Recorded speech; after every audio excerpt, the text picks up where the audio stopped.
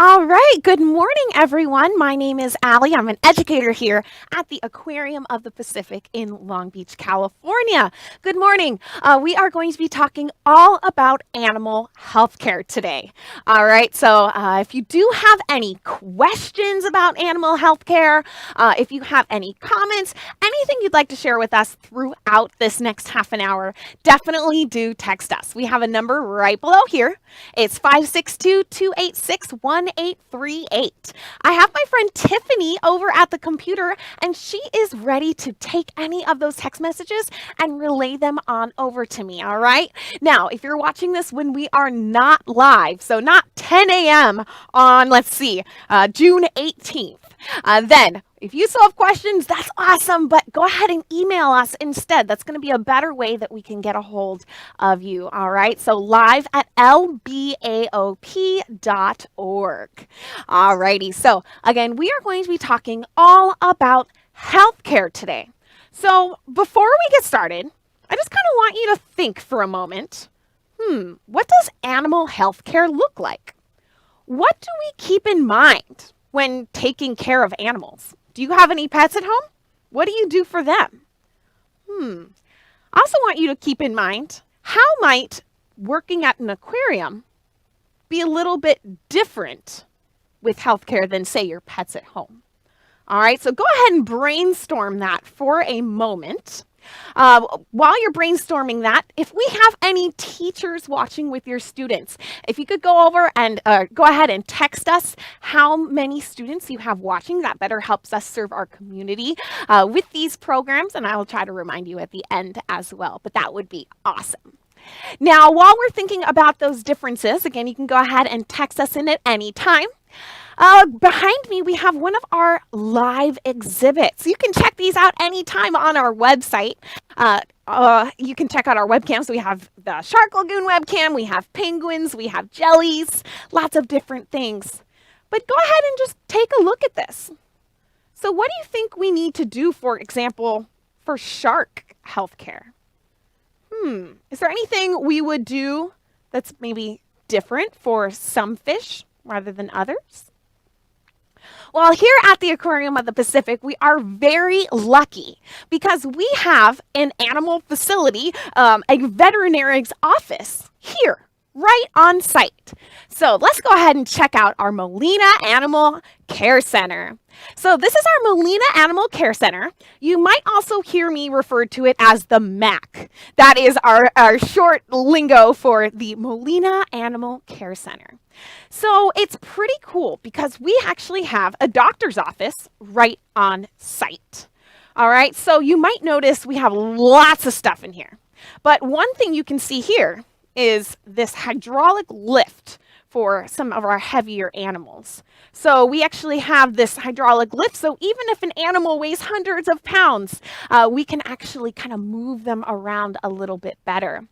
We also have other things like we have incubators, we have a recovery room, we have a surgery suite that is nice and sterile, we have a radiology room for any x-rays or anything we need to see inside of our animals. So lots of really cool things that we can kind of check in on our animals. So for example, this looks like a penguin. Oh, and yep, it says so right here. So it says Magellanic penguin, says Anderson. He is one of our penguins here. So this is a really great view of what an x-ray of a penguin looks like. Something I find funny about penguins is, look, their knees are all the way up in their body here. So if you've ever been curious what that looks like, yes, penguins do have knees, but they're all the way up in their body. So it's kind of funny. In addition to all of these things, we have to kind of look inside of them and to perform surgery and checkups on them. We also have incubators. So if we do have any animals that lay eggs, we need somewhere to keep them nice and a stable temperature, nice and safe. We do have incubators as well.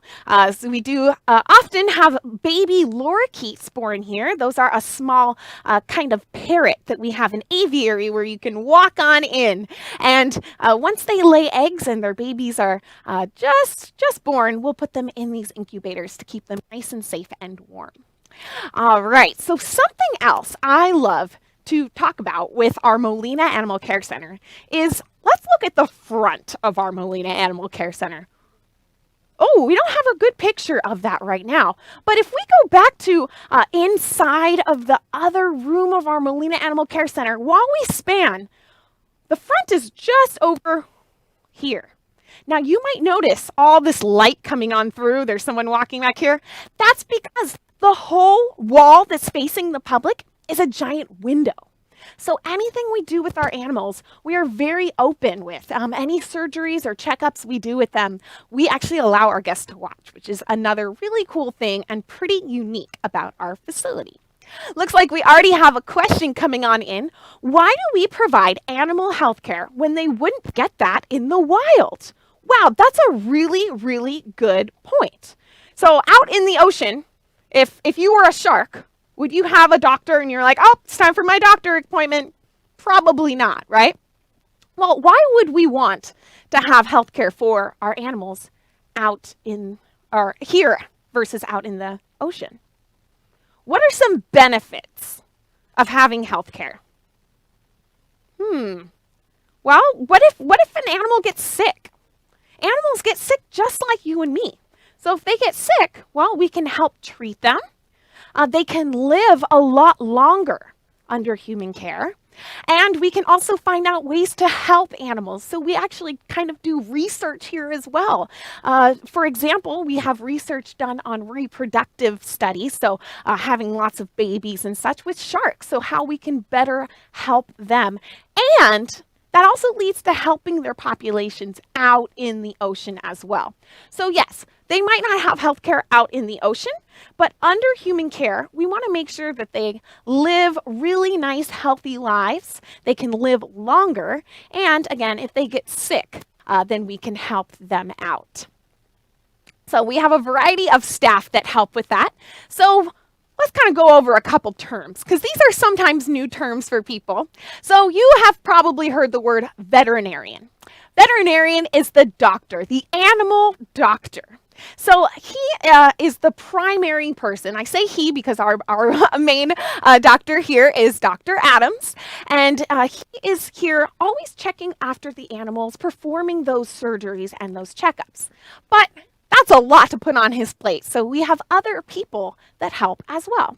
So one of the things we have are vet technicians. So veterinary technicians, like right over here, that is pretty much a nurse for animals. So you can kind of think of it like that. So they assist in lots and lots of different ways with our veterinarian. Now we also have our husbandry team. Now husbandry might be thinking, wait, like a husband, marriage? No, husbandry means, well, what we're talking about, animal care. So husbandry can be broken up into a few different areas. So depending on the kind of animal that you work with. So for example, can you kind of see what animal this is? If you look really hard, they have long legs here. I see an eye here.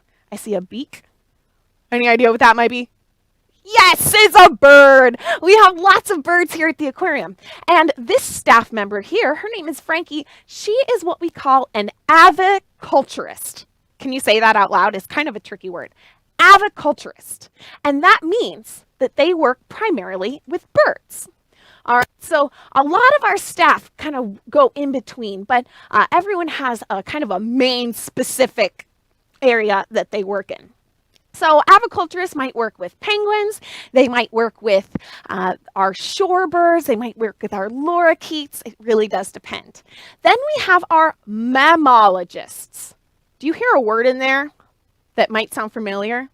Mammologist. What kind of animals do you think they work with? Mammals! Yes, exactly. Mammalogists work primarily with mammals. So here at the Aquarium of the Pacific, we do have California sea lions, we have harbor seals, we have southern sea otters, just to name a few. So those are going to be the people who work with them.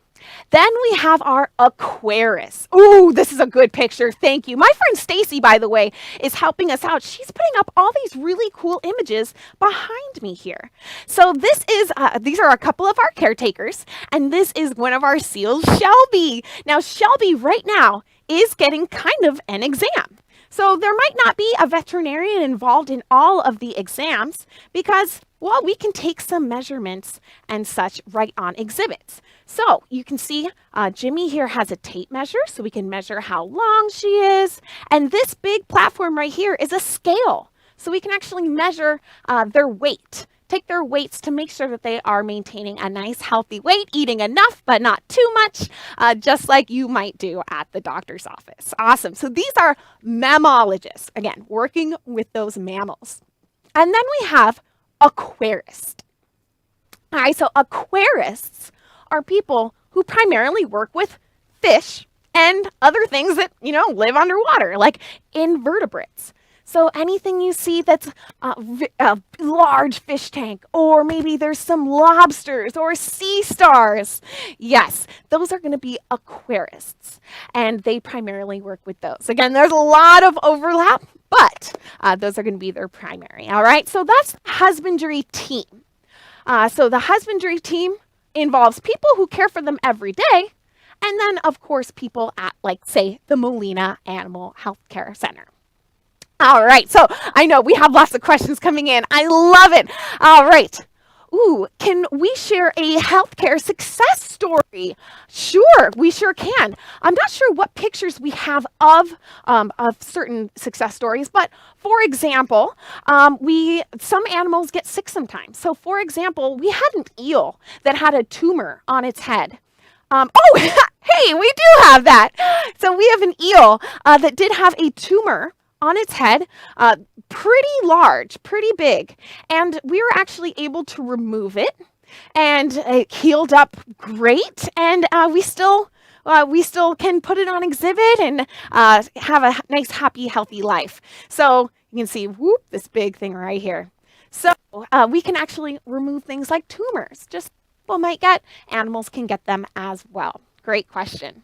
Another healthcare success story is we are one of the only facilities in Southern California that can actually rehabilitate sea turtles in this area. So sometimes if there's an injured or sick sea turtle, they come to us. There's surgery performed on them if they need it. Or there's medications given, there are measurements taken, all that good stuff to get a little bit of baseline information. And once they are rehabilitated, once they are nice and healthy, ready to go, we then release them. So not all of the animals that have success stories live here at the aquarium, because we also do have help and success stories out in the ocean. So this is just an example of one of our vet techs right here and Dr. Adams. And they are getting one of our rehabilitated sea turtles out of our truck here, walking it all the way down to the ocean. And it's pretty awesome to see them swim on off. It's pretty great to know that we've helped a turtle and released it back into the ocean, as all turtles are endangered, all sea turtles. Oh, so here they are kind of getting it out of the water, and it swims away. Pretty cool, huh? All right, another question that came on in is, how do we care for aquatic animals like moray eels? Good question. So we kind of just talked about an eel just a moment ago, but how do we care for them? Well, let's think about what goes into animal care. All right, what are some things that go into animal care? What do you have to think about? Is it always surgery, surgery, surgery? No, there's actually a lot of things that come before that point, right? So one big thing is feeding. Feeding is definitely part of animal care. So, for example, this is our shark lagoon habitat. I know sharks are not eels, but they are both fish. So we can feed them in different ways. We have a couple different methods. So what you're seeing here is actually called target feeding. So we can actually put a target. There was a big, almost like a frisbee on a stick. Certain animals can be trained to go to that target, and they go there and they get food. So they know that they go to that area of their exhibit, and that's where they get fed, kind of like a dog and its dog bowl. So that's one method we can feed them. We can have them come to a certain location and feed them either by tongs or by hands. Oh, so here's another great example. So this zebra shark knows that, hey, I go to this ball right here, and I'm going to get my food. Ooh, okay, good point.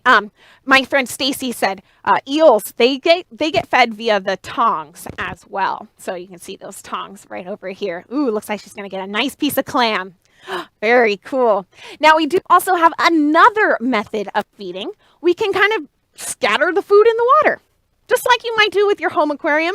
Sprinkle the food on top. Exactly. So that works mainly for smaller schooling fish, maybe some that might be a little more aggressive and want to come to the surface. So usually in big exhibits where there's lots of small schooling fish, we can have that and kind of sprinkle the food on top. And that's a really good method of getting food to everyone. Instead of having 1,000 animals target each little single one, we can toss the food in the water. And that's called, again, scatter feeding. So how do we care for them?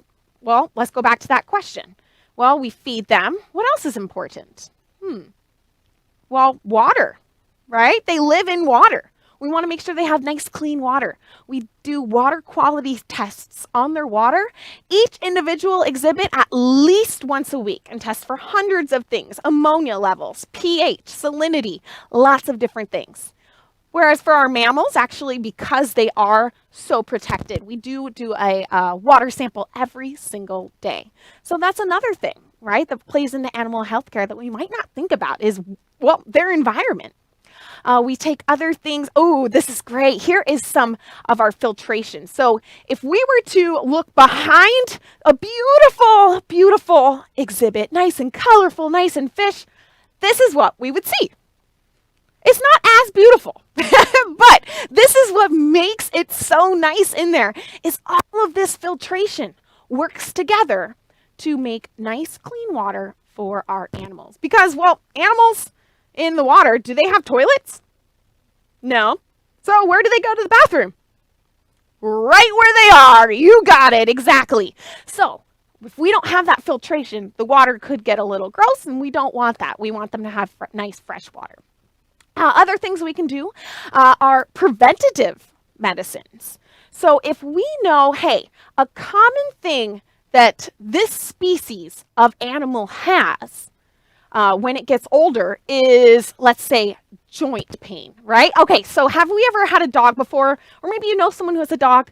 Maybe as they get older, they're not as, agile. Maybe their joints are a little harder to move. You can give them supplements. So we can actually do that here with some of our animals. We can give them preventative medicine. So we kind of catch things before they happen. That can even include things like vitamins. We can give our animals vitamins in a couple different ways. So we can give them vitamins in their food. So this is one of our baby seals. This is Kaya. She's about 3 years old, and you can see she's being offered a fish. And we can actually put a little tiny vitamin capsule into that fish right by the gill right here. And she can swallow it. Now, seals, they don't chew their food. So when we give them a fish with medicine in it, they don't really know. They're not really chewing it to taste all of that flavor. Whereas our otters are a little bit different. So animals like sea otters, they chew their food. They really kind of rip it apart and chew every little piece of it. So if we were to put a pill into their food, do you think they would taste it? Yep, I think so too. Let's look how this otter eats. Now this is one of our older otters. This is Ollie. And you can see some nice clam. Awesome. But so if we were to put a pill into their food, they might spit it out and look at you like, hey, I'm not taking that. So they're actually trained to take a smoothie. So in a moment, you're going to see a syringe. There it is, being placed into Ollie's mouth. And kind of this orange yellow stuff coming out. That's a vitamin smoothie. So it's not a smoothie like you might want. It's made out of clam. It's not something I would drink, but it's filled all the way up. And we know that Ollie will take this nice every morning with her vitamin all grinded up in there and kind of covered with the flavor of clam. So that's another way we can give animals their vitamins or their medicine in general, is to kind of mix it up in their food a little bit more. How do x-rays work for aquatic animals? Good question. Depends what kind of animal. So for some animals, we can actually have them come out of the water. So let's say penguins, right? We can have them come out of the water, stand nice and still, and we can take an x-ray. But that doesn't work for maybe all of them, right? So we do have different methods for depending on the kind of animal. So penguins, they breathe air. So it's pretty nice. We can take them on out of the water. Whereas things like fish, it's a little bit different. Fish procedures and such are a little bit different because they don't breathe air. So what we can do is we can take them out of the water for short amount of time without hurting them at all. But we can also kind of put them to sleep and put a hose in their mouth. Now, that seems a little complicated. So let's go ahead and check out. Yeah, perfect. So if we were to put a fish to sleep, what we would do is put it in a bucket with nice water and sprinkle some anesthesia in that water. Now, this fish looks like it's kind of like, woo, I don't know really what's going on. It's going to sleep, and it is completely fine. It's still breathing, definitely alive, breathing, nice and healthy. It's just going to sleep with that anesthesia, and we put it in the water. So if you've ever had maybe surgery before, or you've seen TV shows where they put the mask on you and you breathe in and you kind of go to sleep, it's a similar idea to that.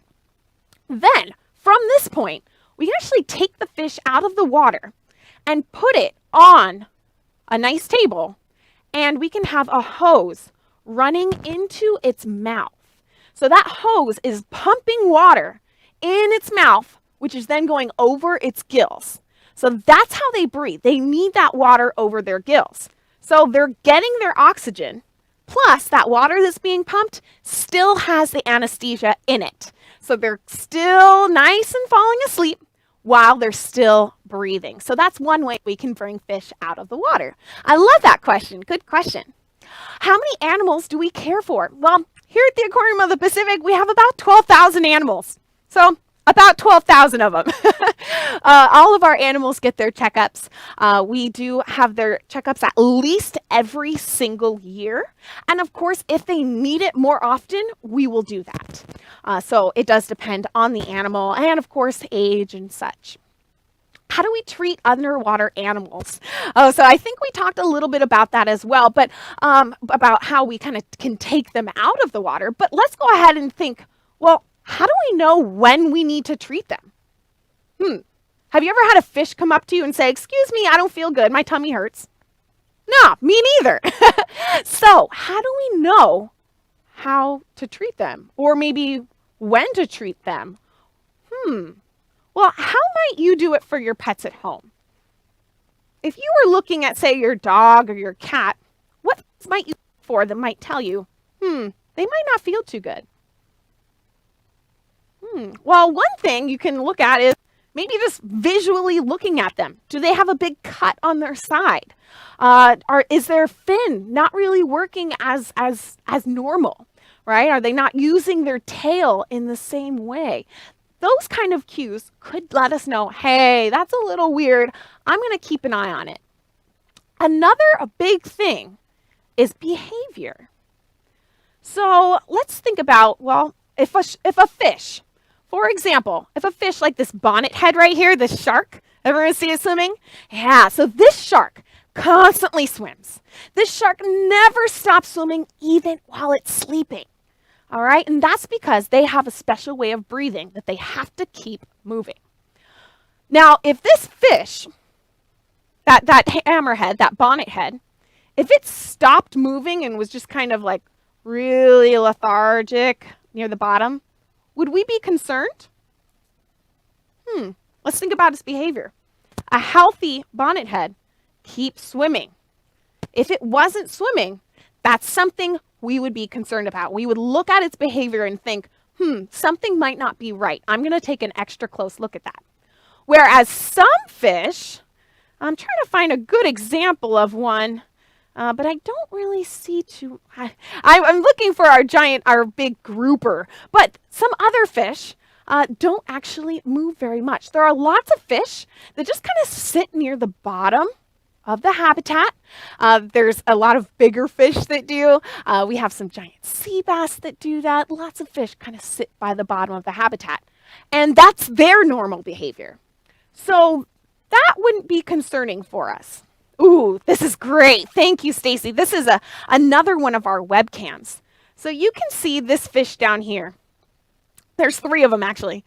This is a giant sea bass. There's also a couple other fish up here. And they're not really moving that much. Now, is that something we're concerned about? No, because it is their normal behavior.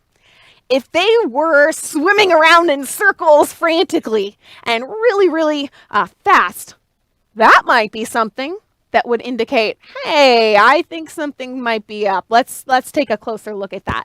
So it really does depend on the species of animal. So some animals, their behavior might be one way, and it's not necessarily the same for others. So that's why one thing about working with animals is really just getting to know them, getting to know their normal behavior. Now, of course, in between individuals in the same species, they can differ as well. So let's take a look at our sea lions. So sea lions have lots of personality. They are mammals just like us. They do have lots of personality. Now, some of them might be a little more outgoing or kind of mouthy than others. So getting to know their behavior is really important because even between the same species, you can actually tell a lot about just how they're acting. Now, if a larger animal, perfect. Here are 3 of our California sea lions here. Our most dominant big boy here is Parker. Parker right now is about 800 pounds. All right, so that's a lot. Do you think that you could walk over and pick him up?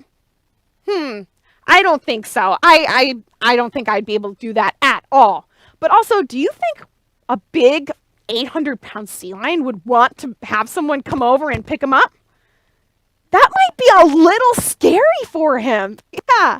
So when we have to transport large animals like this or do any examination on them, we do have a couple specific ways of doing it. So for fish, we can kind of just take them out of the water in a lot of cases. But for some of our larger animals, like a sea lion, we train them to participate in their healthcare. So we work all year, even if they're not sick. We want to get these behaviors nice and ready to go in case of an emergency. So Parker knows how to go into a kennel. He opens his mouth and shows us his teeth every single day. He gets eye drops every single day, and those are trained behaviors. So those trained behaviors are really helpful because, well, it helps the animal get their medicine. It helps them to, if they're really not feeling good, we can help them get down to the Molina Animal Care Center. Ooh, here's a nice picture of inside of Parker's mouth. So that is the hand signal for open mouth. So check out, making sure there's nothing kind of going on in there. And, well, it's less stressful for everyone involved if the animal participates in their own health care. So what I mean by that is, well, if you try to force an 800-pound animal to do something, not only is the animal going to be stressed, but the trainer is going to be stressed as well. So if there is a kind of mutual relationship there where they're working together for the same goal, it is so much easier on both sides. So Parker knows, I'm going to open my mouth. She's going to look in my mouth. Nothing is going to happen. It's just to help me out. And then we can give him some fish. So we can reinforce that behavior with food. It's kind of like, hey, can you help me with this? I'll give you a cookie. It's kind of the same idea there. So it's pretty cool that we can actually ask some of our animals to participate in their own healthcare. Actually, Parker here voluntarily gives blood samples. That's how cool that can be, because you can imagine that that could be pretty stressful if that wasn't a voluntary behavior. Alrighty, everyone. Well, I had so much fun talking about healthcare with all of you. Again, if you do have any questions, if you could go ahead and email us now that our class has finished, and that's live@lbaop.org, and we'll put up that number here in just a moment. And teachers, if you do have any students watching, if you wouldn't mind just texting this number right here, 562-286-1838, and letting us know how many students you have watching. It really helps us gather a little bit of data and better serve our community with these free classes. Alrighty, everyone. Well, I hope you have a wonderful weekend. It is a nice warm weekend here in Southern California. Alrighty, have a great rest of your day, and hopefully we'll see you next week. Bye, everyone.